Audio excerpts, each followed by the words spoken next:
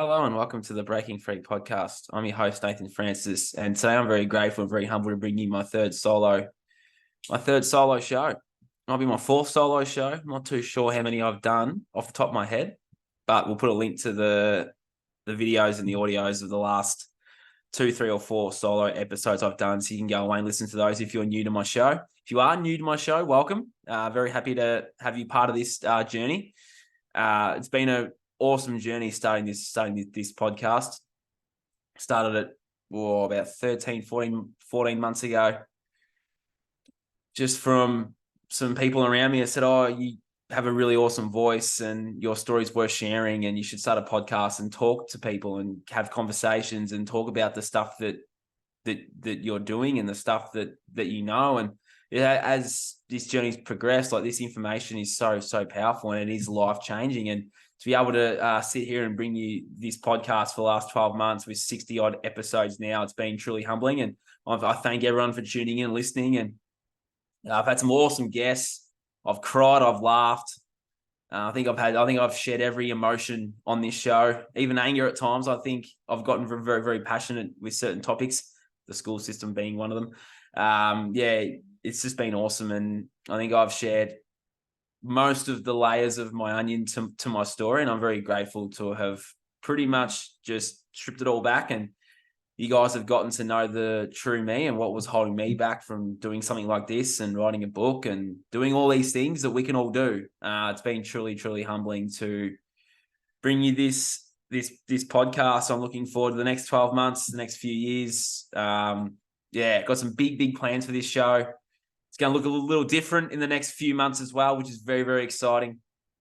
Just a quick little thing I want to talk about now is my coaching as well. I do offer my self-sabotage coaching. I also offer Reiki as well. Now Reiki attuned. Did my Reiki level 2 before I moved up here to the sunny coast. So I offer a wide range of things now. It's not just coaching, it's Reiki and just all sorts of things. We can just jump on a Zoom and have a chat about what's going on with you. You don't have to pay anything or do anything. We can just jump on a Zoom for half an hour. I can tell you what I do. You can tell me about yourself and what's going on in your world and how I can help transcend you and transcend your life towards the better version of you that I already see. As soon as you come to me via Zoom or in person, if you're on the sunny coast, I see that version of you that's already quit those things that you wish to quit.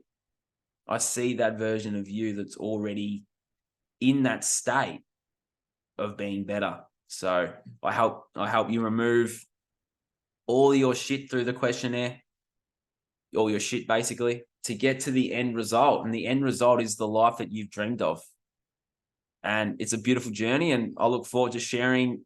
And during those sessions, I share my journey with you. I share the things I've done so you can learn from the mistakes that I made to then transcend your life quicker.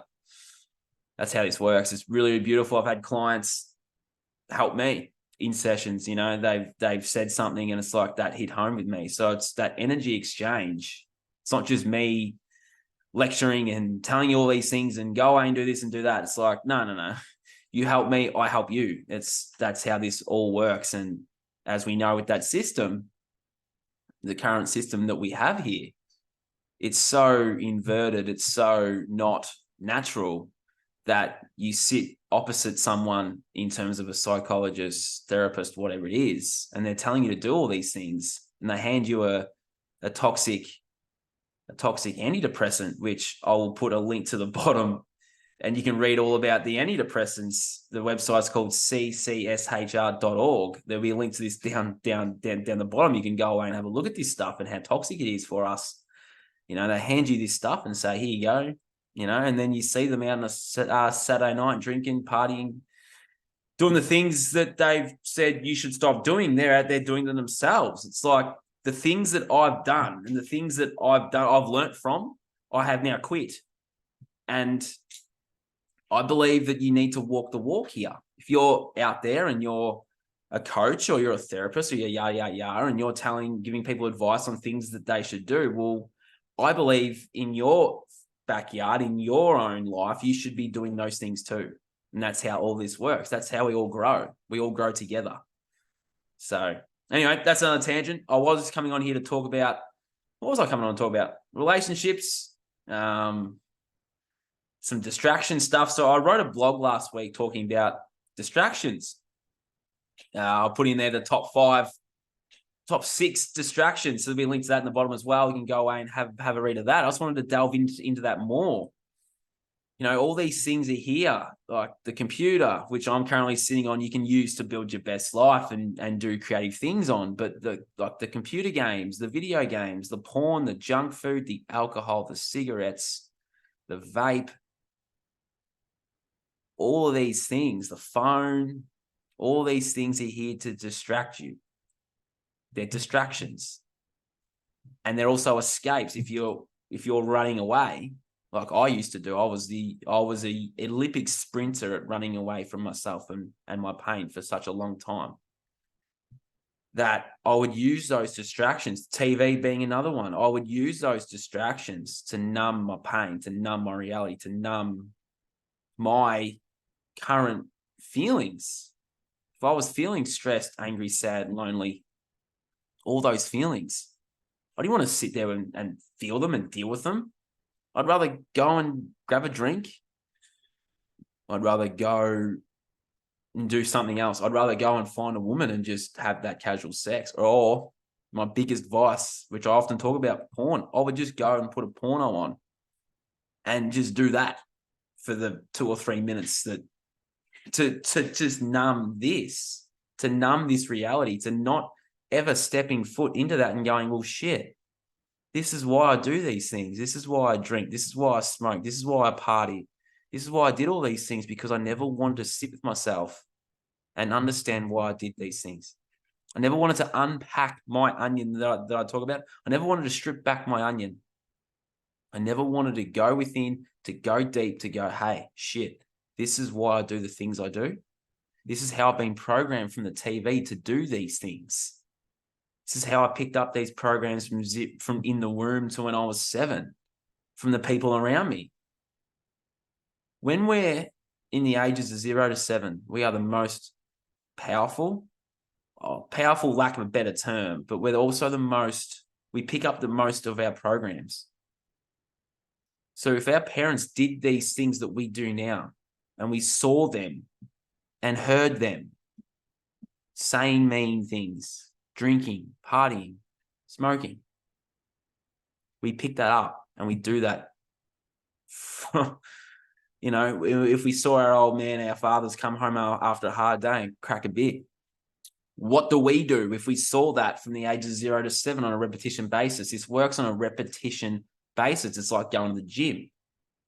Same with the mind. It's like going to the gym. When you go to the gym, you do your 3 sets of 12, yeah? 3 sets of 12 reps.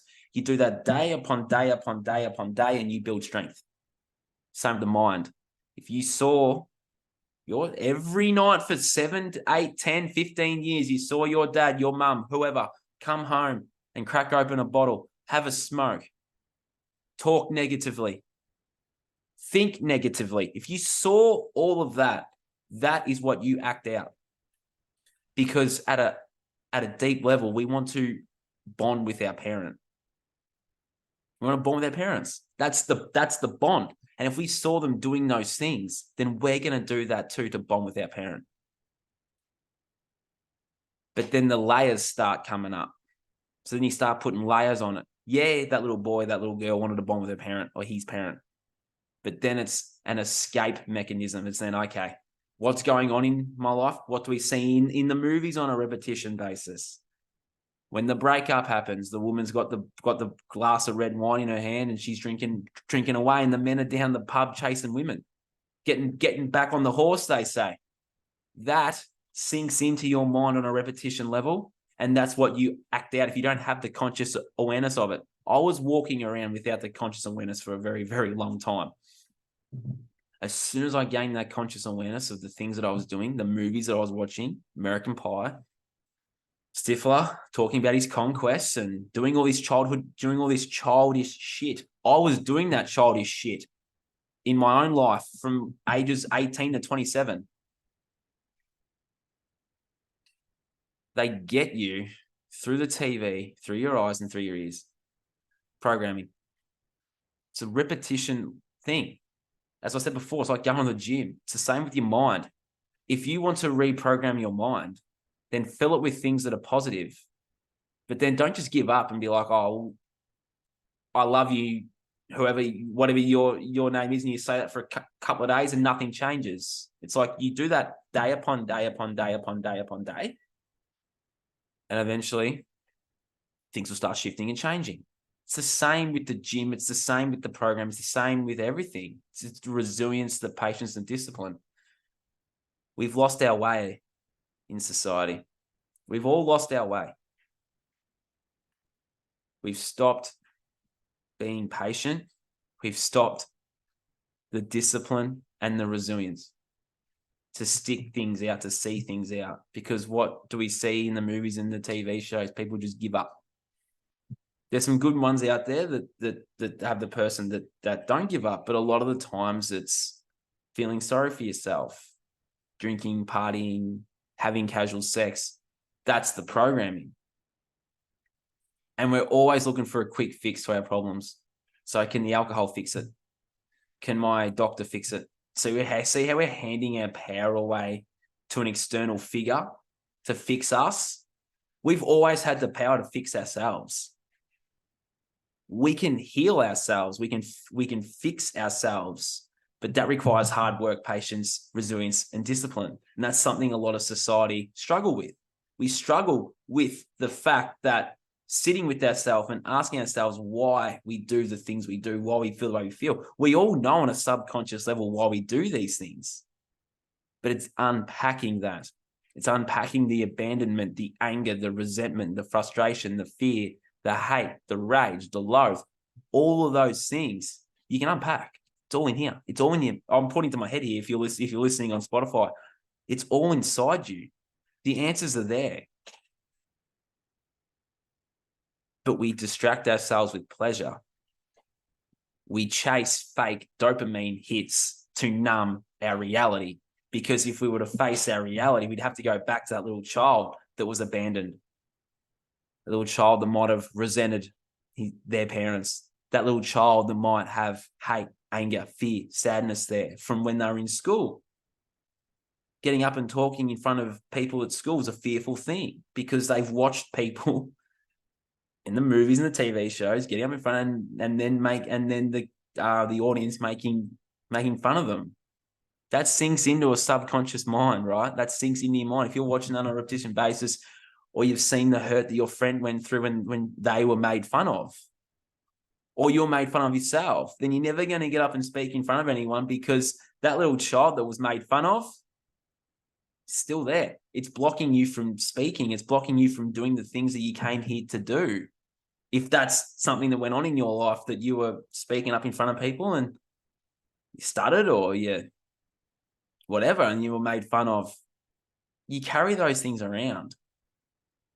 Whether you subconsciously know or whether you consciously know, but you carry those things around. And that little child is what's stopping everyone from doing the things that they came here to do. We all had dreams as kids. We all had ambitions and goals and hopes. Unfortunately, as soon as you walk into that school system, most of the time, that's where they go to die. Because someone in there says you can't do something. And as soon as a child's told they can't do something, that hurts them on a deep, deep level. And then years later, they go back and they unpack that. And it's quite often, I take clients back to the school system on a daily basis from the things that they were told in there, not from other children, but from teachers and from adults, And for me to change my perspective on that, I've shared this story a few times. And if you're new to this podcast, I'll share it again. My writing ability is the perfect example for this right here, right now. So a teacher, I was playing with Lego on the floor. It was a parent-teacher interview when I was in grade prep, grade 1 or grade 2. One of those junior key levels, right? I was in those ages, zeros. I was in that age bracket of 6 to 7. I heard it as clear as day. And I went back to this child last year, actually 2 years ago. And the teacher said, oh, we don't really want, this is talking to my parents, oh, we don't really want Nath writing about footy and James Hird. And this is AFL for those that are listening from outside of Australia. Australian rules football. I idolised a Essendon footballer called James Hird when I was a kid. I used to write stories about him, but then I would write stories about me kicking the goal after the siren and being that hero, and the crowd's cheering, the ball in my hand, and the moment's mine, and I make the moment. Like, I used to write that stuff all the time, hero stories, and I used to write fantasy stories, and I used to make, like, on the computer, I used to make like comic books and like fantasy stories. One of them I've still got at home back in Victoria. It's like, that was my writing ability there, and they were really good. And this teacher said, we don't want Nathan writing about this stuff. We want him writing information reports or whatever the other class was writing, just copying stuff on the board, doing handwriting. And I didn't want to do that shit. I wanted to write about freaky stuff and heroes and me being a hero. And that was what interested me. That was my passion. That was my drive. But it was taken away by one person. And that's the thing. We hold on to those things. If someone took it away, we hold on to it. But to shift that perspective, this is how I shifted it. And this is how you can too. If you're listening to this and you feel like you've been held back from writing, held back from dancing, held back from singing, held back from something that you were doing as a child and then stopped and had thoughts of going, I want to go back into that. To shift that perspective and to shift that moment is that go back to that moment. So for me, I went back to that child and I told him this, and you can do this too. We can all do these things. We can all heal this part of ourselves. I went back to that child and I said, Nath, that's one person's perspective. There are 6 billion people on this planet. That's one person's point of view. That's one person's thought or opinion on what you can, should, and will be. What about your own? How do you feel? I asked that child, what do you want to do? How do you feel? That's that person's perspective. There's 6 billion people on this planet. If one person resonates with that, your job's done, brother. I said that to him. And then the avalanche of tears came because that child was validated. That was one person's perspective. 6 billion people live here. It's a 1 in 6 billion chance of someone resonating with what it is that you came here to do. Changed my perspective in a heartbeat. But then I said to that kid, I am you. You are me. We are one. We are going to write an epic comeback story. Come with me and I'll show you the way. I showed that kid a new story. We wrote that story together. That was my first book. Breaking Free, Teens and Young Adults Guides are Overcoming Their Addictions. That book wrote itself in 6 weeks because that child was validated. He was heard, he was seen, he was acknowledged, he was valued, he was appreciated, but he was loved. That's how you can shift that. You can just imagine that scene, whatever it is that's scary, that you've been numbing for however long. You can go back and face that. You can go back and face that and tell it a new story. That version of you can tell it a new story. Super powerful. Completely changed my life. I wouldn't be sitting here recording this solo podcast if I hadn't have done that. I wouldn't have written that book if I hadn't have done that. I still would have had that kid there going, don't write, don't speak, because you're not worthy enough to do that. That was the belief I had from that moment, was you're not worthy enough to speak, to write, to do these things, because that was one person's perspective on who I can be. I had an awesome mentor tell me 2 years ago. She said this, Gina, hello. She said, Nathan, you can do and be multiple things. You don't have to just be one thing. Hearing that child hearing that changed my whole life. It's like I can be a writer, podcast host, coach, son, husband, father, whatever. It's like I can be and do multiple things, not just one thing. And that's what that system programs you to be. It programs you to be that one thing, that one cog in a system. There's a reason why in the school system they show you how to write resumes and cover letters. They don't show you how to write a business plan to do something for yourself. They show you how to build someone else's dream, working in a system, working a 9 to 5, doing something that you hate. Well, for me, when I was a kid, I hated school. I only used it as a social thing and to do PE and sport. See how they're training you in that system to do something you hate, because then when you leave, you then go and do more things you hate.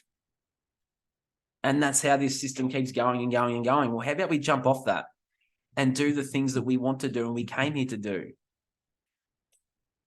But then that involves self-healing. That involves going back to those moments in time where you were told you weren't worthy and that you weren't enough. Yes, it's hard. Yes, it's painful. I understand that because I've gone through that and still shift that stuff now. It doesn't just change overnight and you're like, oh, this super thing. No. There's layers to that onion that you're always constantly stripping back. Because then you get through one challenge or one hurdle, then the next one comes. It's like, well, how can I be better today? We can shift that perspective. You can go back to that child and tell it a new story, because the one that it's been told was one person's perspective on who and what you can be. Interesting tangent there.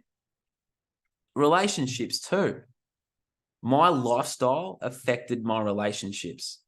It affected my friendships, my relationships with all people from all walks of life, because I had this perception of women as a sexual object. I did. I watched porn when I was 10 years old and quit when I was 27.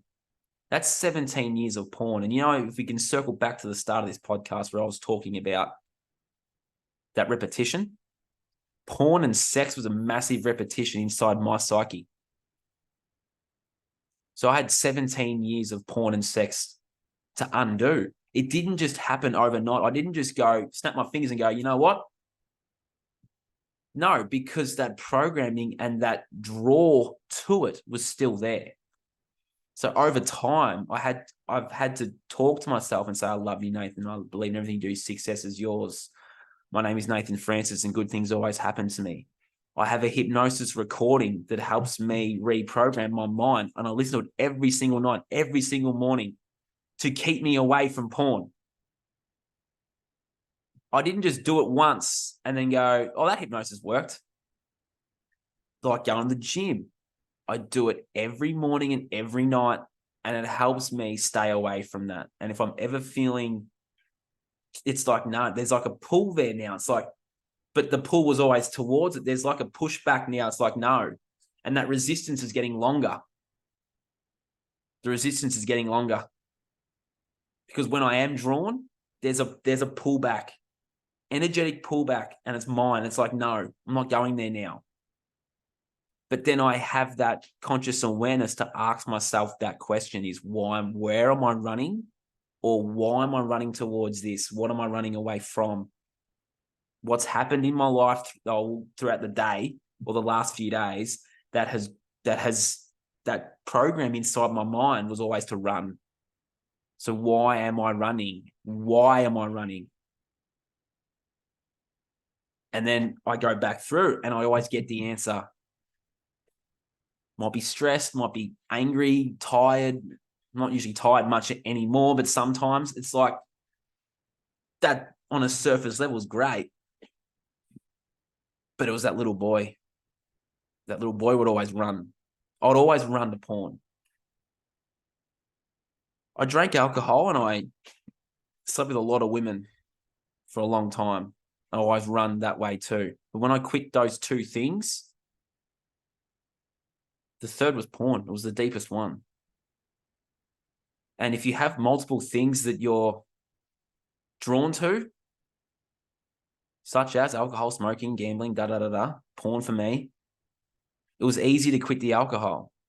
It was easy to quit the casual sex stuff. It's like, I'm carrying on like a child, sleeping with women, treating them like shit. Like, come on.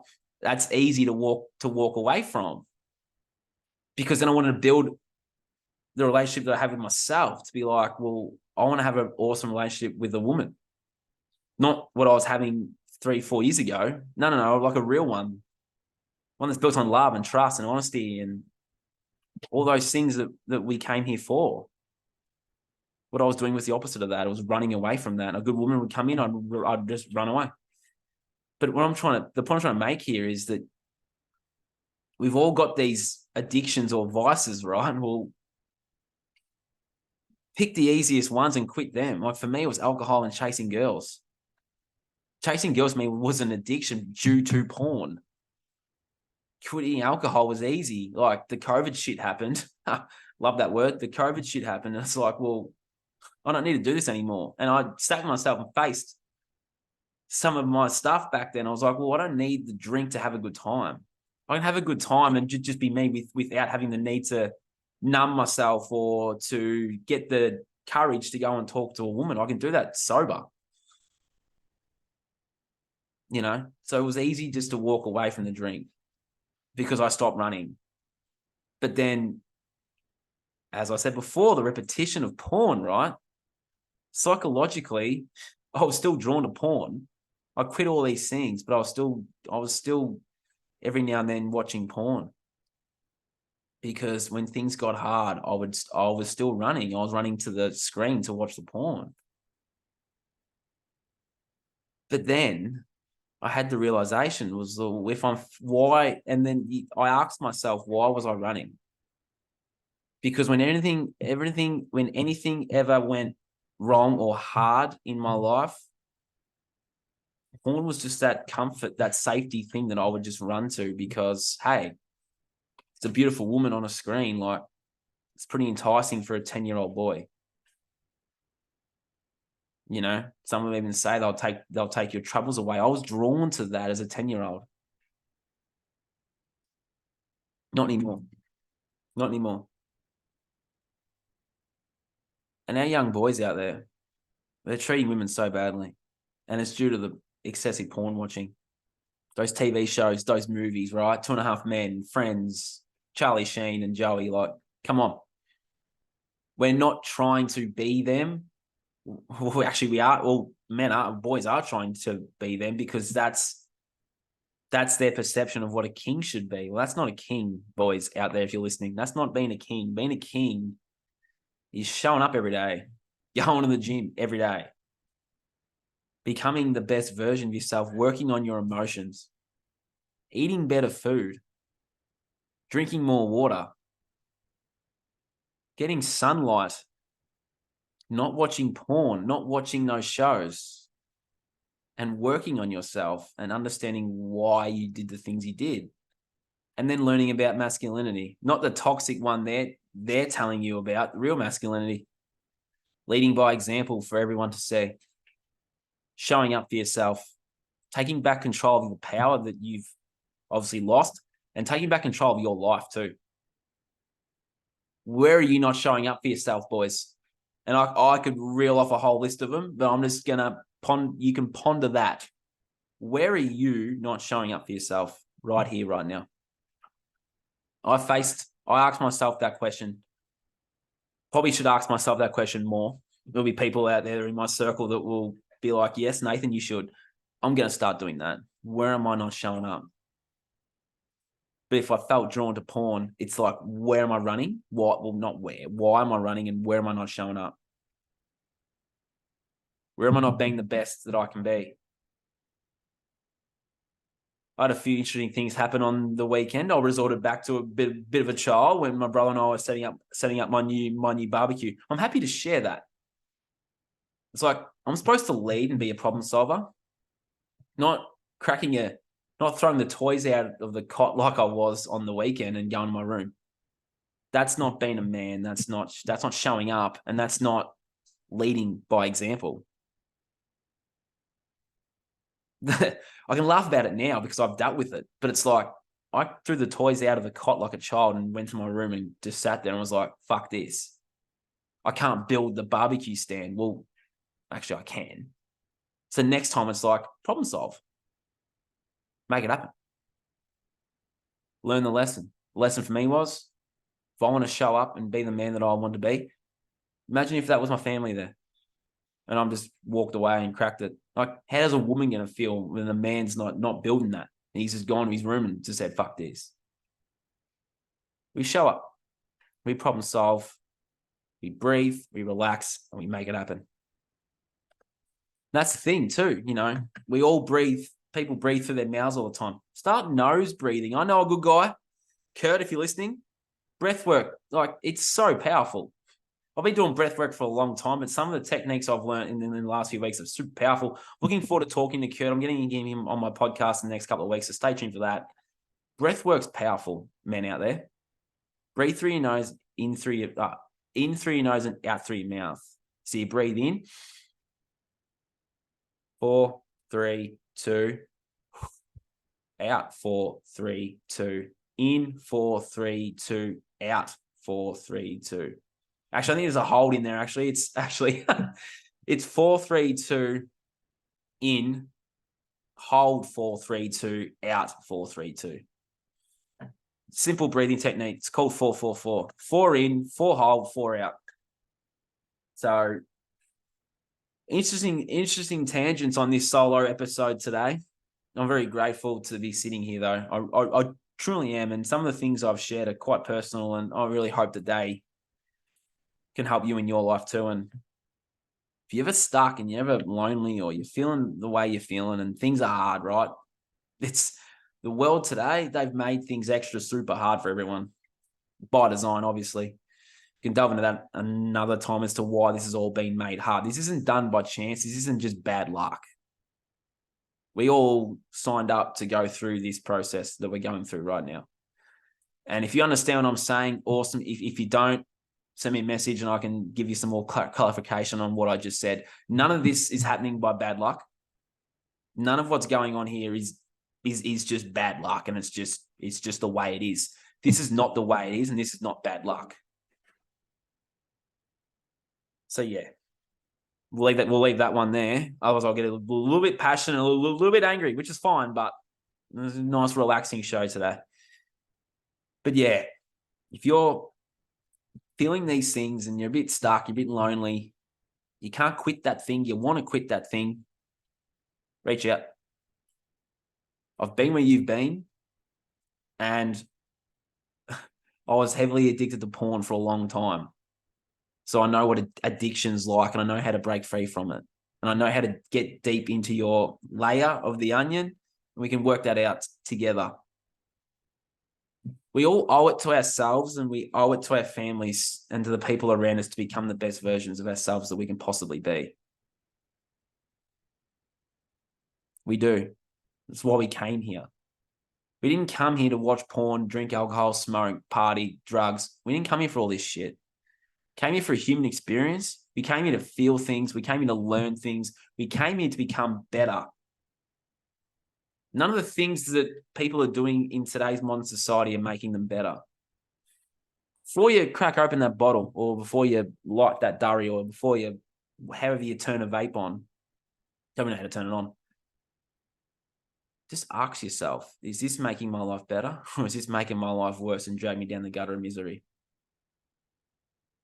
It's just regaining that conscious awareness of what you're doing. Is this making my life better, or is this dragging me down the gutter of misery? Ponder it and then go, well, then maybe this isn't for me anymore. Yeah, it's going to be hard. I quit alcohol, left the friends that I used to have. I evolved, I changed, I grew, I accepted that. Sometimes we have to do these things to become better,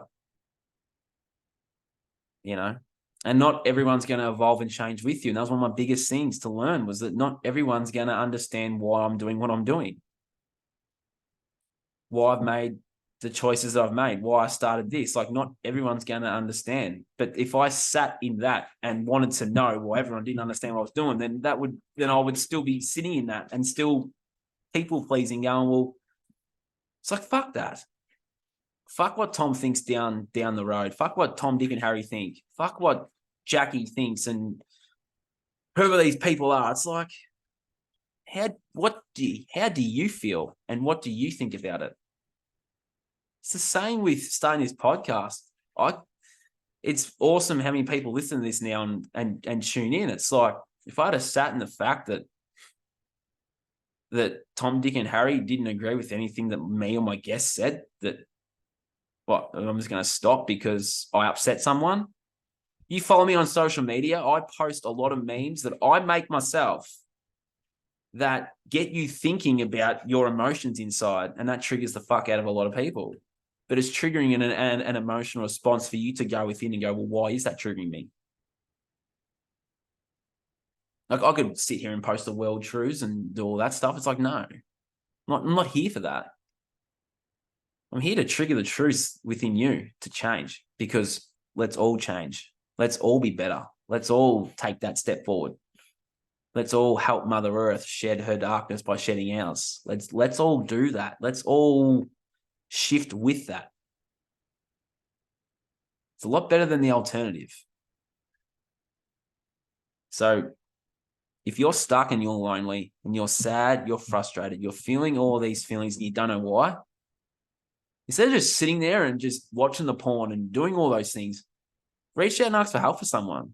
Even if it's not from me, just someone. Just be like, hey, I need some help today. You know, I've got tons of free programs available. Free advice too. We can jump on a Zoom call and we can have a chat about it and be like, hey, mate, I know why you do these things, because I used to do them too. I did them on a daily basis. But we can change and we can grow, and I can help you change, evolve, and grow, and help you adapt some routines into your life and some healthy habits that prevent you from ever going back to that state.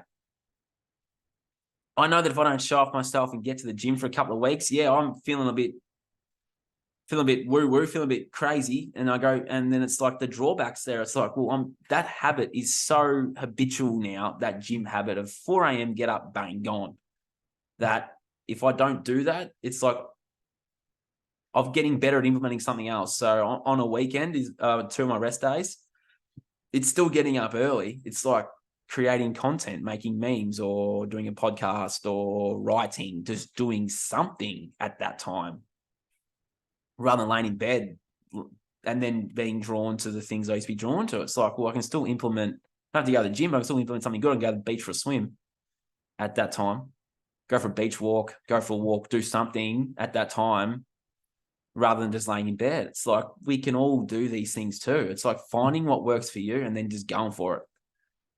And the work I do and having a podcast like this, I can talk freely and openly about the things that have helped me grow and the things that prevent me from growing. And that's this journey in its core. And I definitely should do more solo podcasts, because I love the tangents that I get to go on with the walk and talk. So I sort of trim it to 7 to 10 minutes. Yeah, I'm on a good old 45-minute tangent. I don't even know what I spoke about for most of this. I have to re-listen to it. But if there's one takeaway from listening to my solo chat today, it's you have the power to change. You've always had the power. You just believed that you didn't, but you actually do. And that's powerful in itself, knowing how powerful you actually are, that you can actually change. That is powerful. You are powerful. You are wonderful. You're amazing. You are awesome. And I look forward to working with you. I look forward to you filling out the questionnaire where you put all of your shit there, right? Your first half of the questionnaire, all the things that have held you back.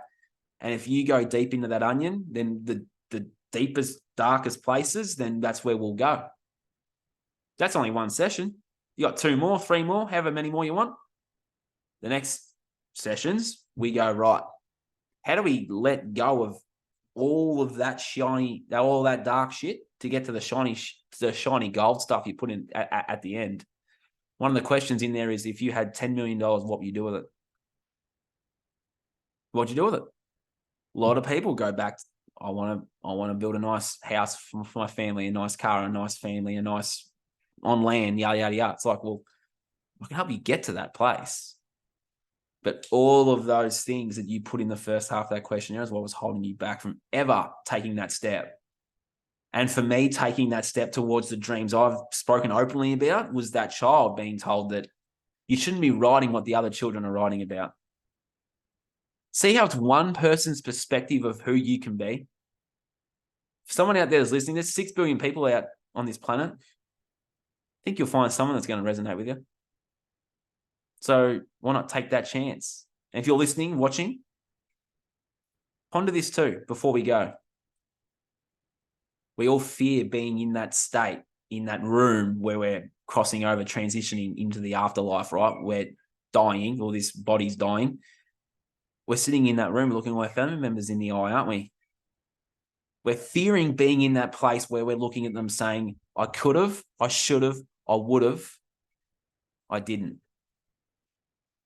You let fear get in the way. You let Mrs. Crabtree down at the local school tell you that you shouldn't write, so you stop writing. You let the kids in your grade 4 classroom laugh at you when you spoke, stop you from ever doing what you wanted to do because Mrs. Crabtree said you couldn't, and because the grade 4 kids laughed at you, so you stopped it and you blocked it and you didn't do it. Then you're laying there. You're laying there and you're going, Mrs. Crabtree told me I couldn't do it, so I didn't. But then you regret it. And then you look at them going, I could have, I should have, I would have, and I didn't.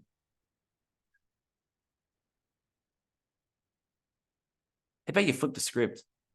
How about you go back to Mrs. Crabtree down there at the local school and you tell her that that's your opinion of what I can be and do. Thank you. I love you. But I'm going to go away and do this instead.